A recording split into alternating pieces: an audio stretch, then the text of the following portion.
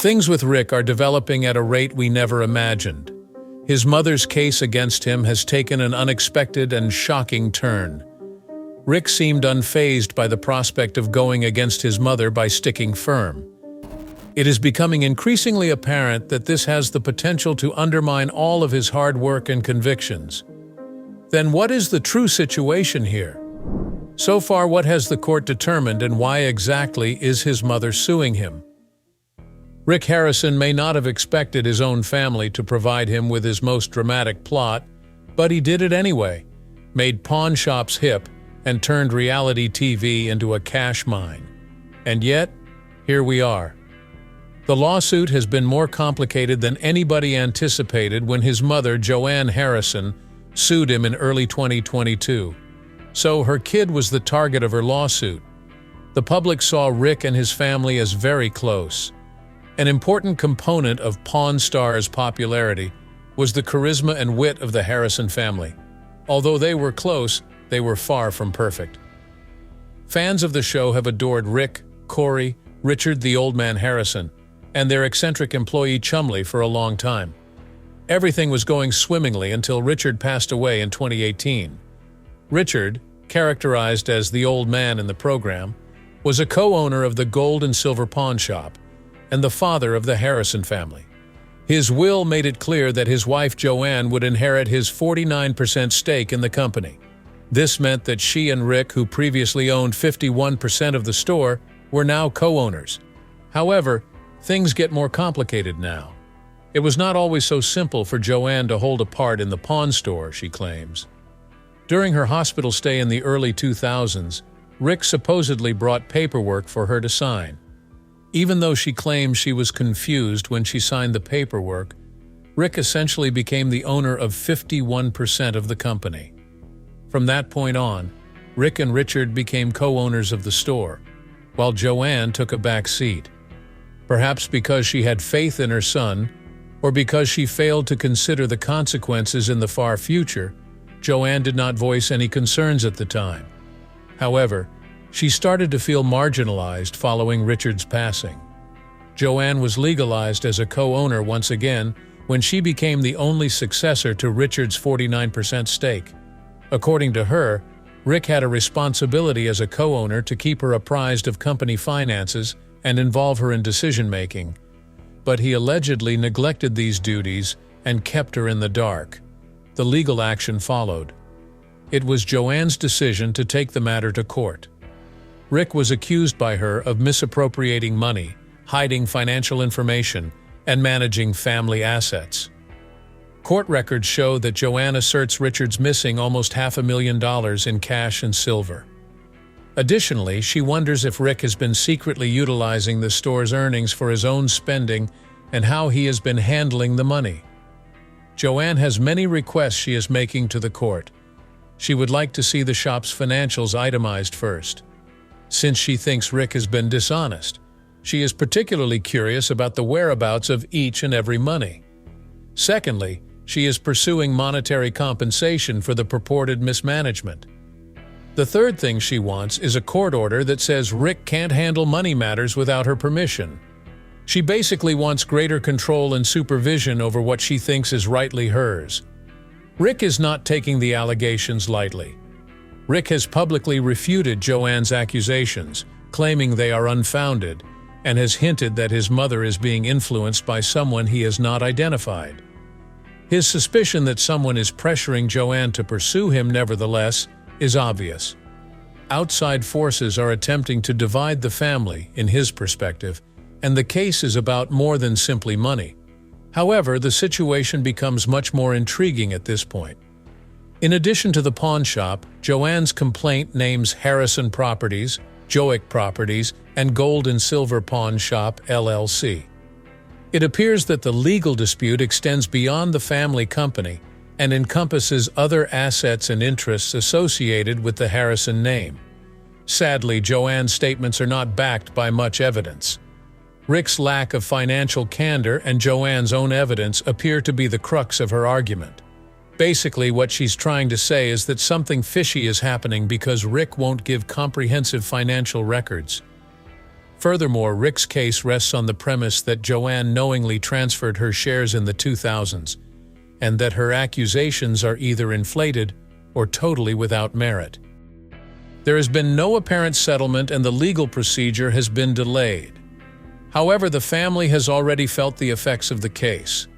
Rick and Joanne's once strong bond is now completely frayed due to the lack of trust and respect between them. And it's not only them. The whole Harrison clan is experiencing the effects. Although Corey and Chumley have refrained from making public statements on the issue, it is difficult to assume that they will be untouched by the consequences.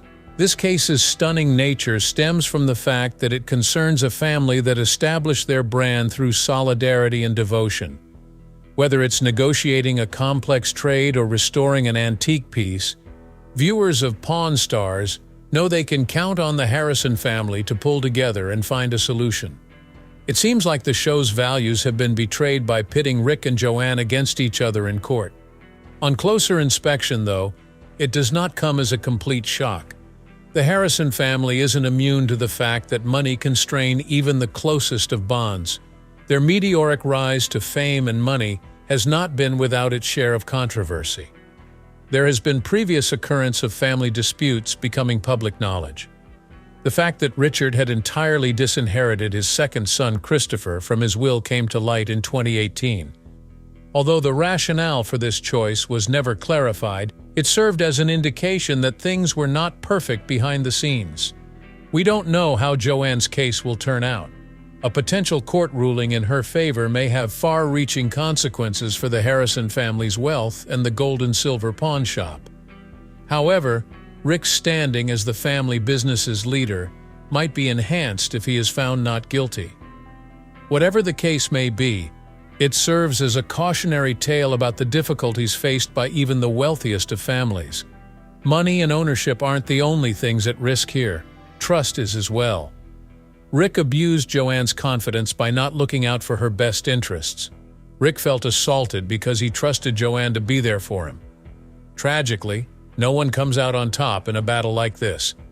The relationship between Joanne and Rick could be irreparably damaged regardless of the court's decision. However, what caused their abrupt bitterness? Can you describe their connection prior to the legal action? We don't know how they got here.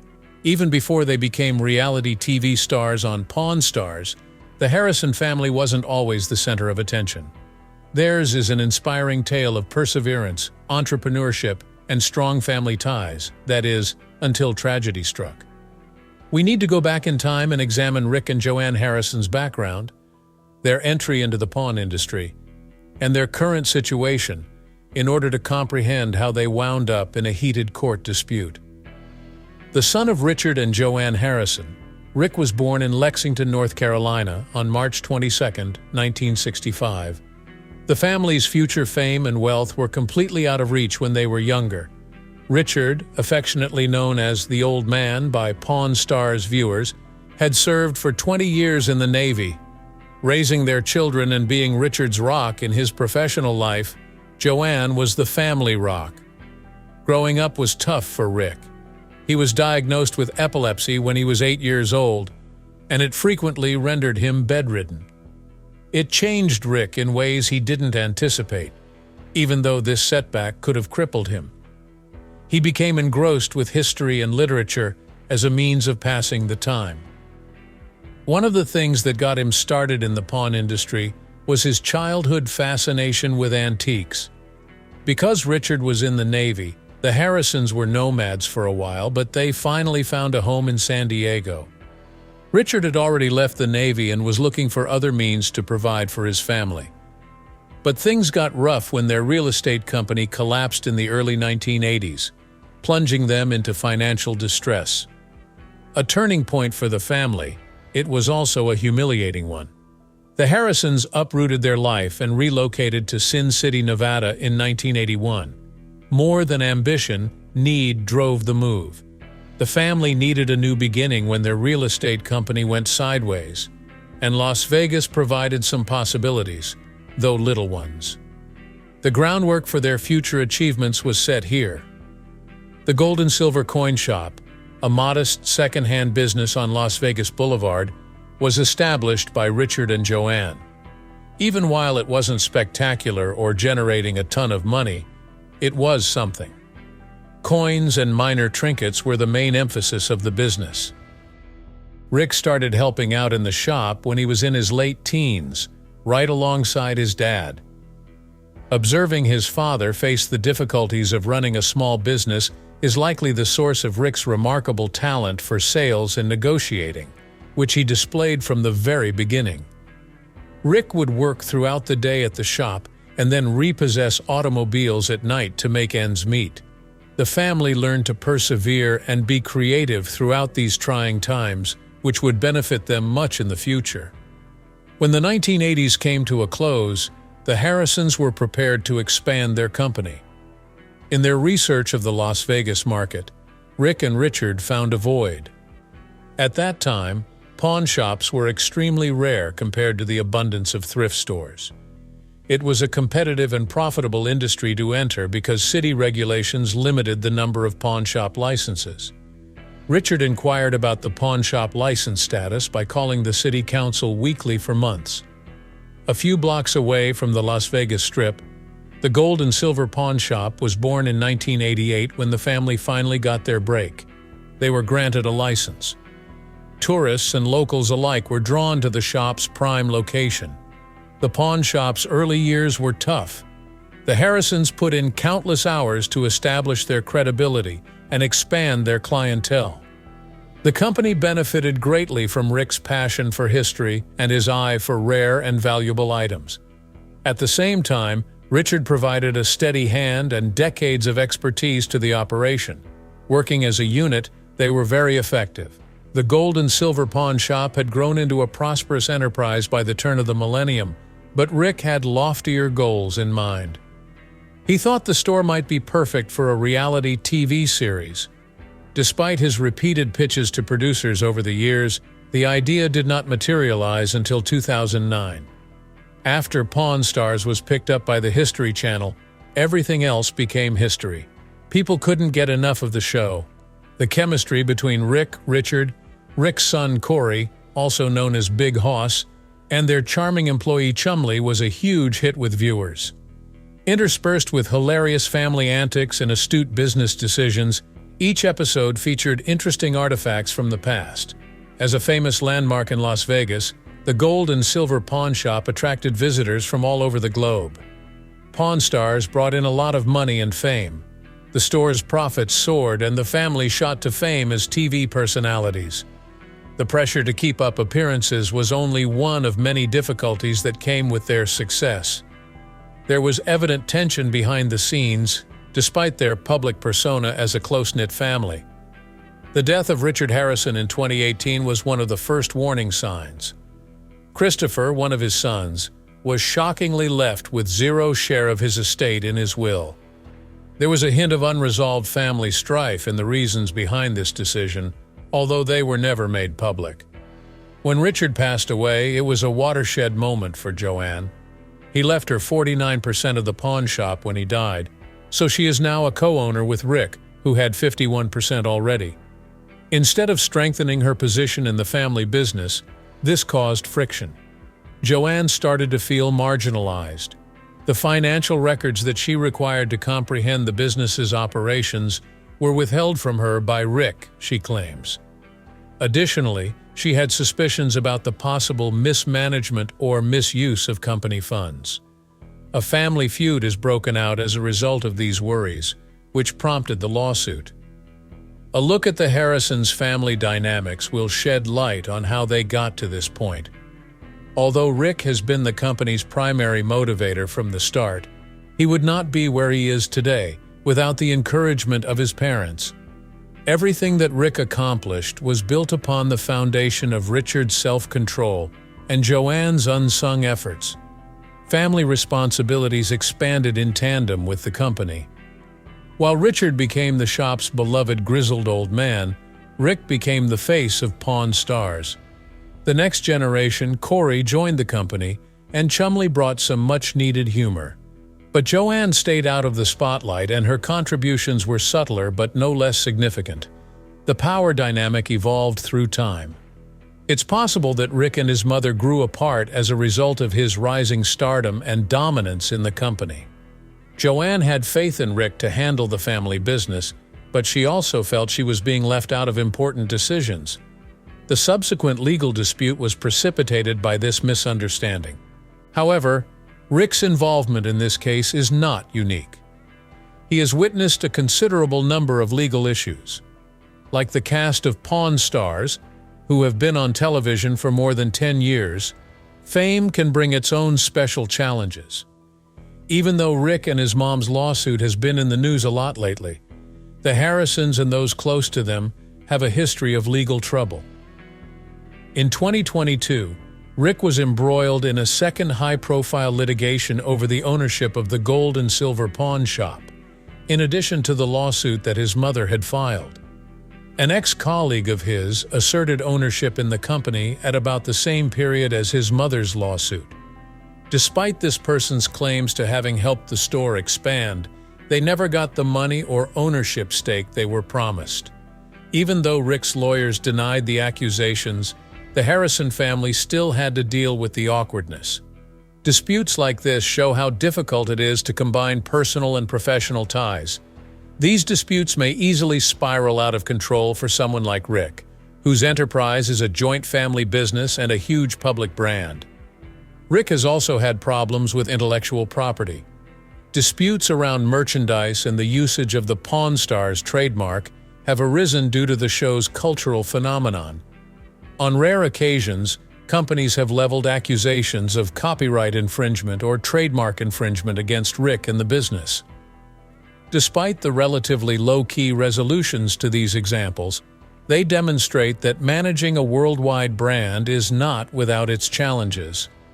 However, Rick isn't the only one. There are legal issues that his son must also resolve. One of the show's most beloved hosts, Corey Harrison, goes by the nickname Big Hoss, and has also been involved in legal trouble. Corey may give the impression of being the calmer sibling, but he has not shied away from controversy. The arrest of Corey in 2016 during an argument at a Las Vegas bar was one of the most talked about events of that year. Corey allegedly became physically involved in a confrontation after being embroiled in a heated debate. Corey was apprehended when the police were dispatched to the location.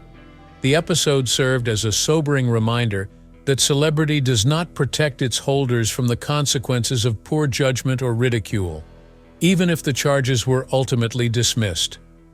Beyond that, there have been occasions where Corey's private life has involved the law.